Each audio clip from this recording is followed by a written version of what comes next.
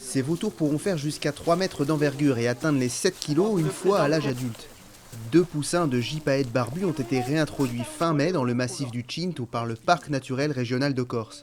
L'un d'eux est arrivé d'Espagne et l'autre d'Autriche après plusieurs jours de voyage en voiture pour rejoindre le village de Loti. Ils ont été accueillis par les élèves de 3 classes qui ont eu l'honneur de les baptiser. Questa. Abrima e Urcula. Abri? Voilà. Donc voilà, la première donc sera Urcula. Faut le caresser, hein. Il n'est pas venu. Voilà, Ensuite, les oiseaux ont été transportés vers une cavité aménagée où ils seront surveillés pendant plusieurs mois avant leur envol. Donc là, il y a une approche d'à peu près 20 minutes entre la voiture et la dépose pour la cavité. Et donc pareil pour l'abri de surveillance. Donc chaque matin et soir, donc les surveillants vont se relayer pour faire un suivi des oiseaux.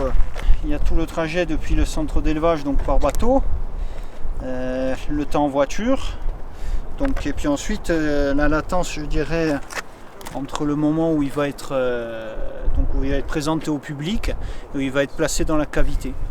Donc c'est vrai que c'est un moment assez stressant pour lui, donc le but est de le rendre tout en ménageant un petit peu les gens qui le portent, ménager la santé de l'oiseau et surtout son facteur stress. Bon là il faut dire qu'il va être quand même assez rapidement posé dans la cavité, donc après il aura quand même toute la tranquillité qu'il veut, il sera alimenté donc pour reprendre ses marques et se calmer, prendre vraiment pied dans sa nouvelle demeure, on va dire. C'est la 4e fois depuis 2013 que des individus sont introduits dans l'île de cette manière. En 2019, Orba et Cinto avaient eux aussi rejoint cette cavité avant de partir à la découverte de l'île. Donc les nouvelles sont plutôt bonnes, que les oiseaux sont tous vivants.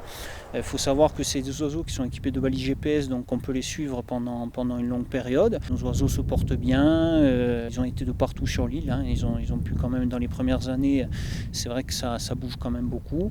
Et effectivement, ils ont pu faire une bonne reconnaissance de tout le panel de territoires de prospection que leur proposait la Corse et ils se sont bien acclimatés.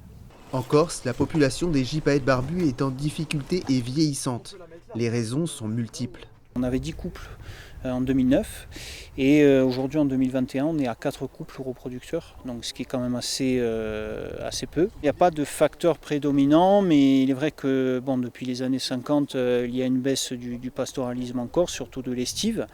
Donc le gypaète étant exclusivement charognard, se nourrit des carcasses qu'il trouve en montagne.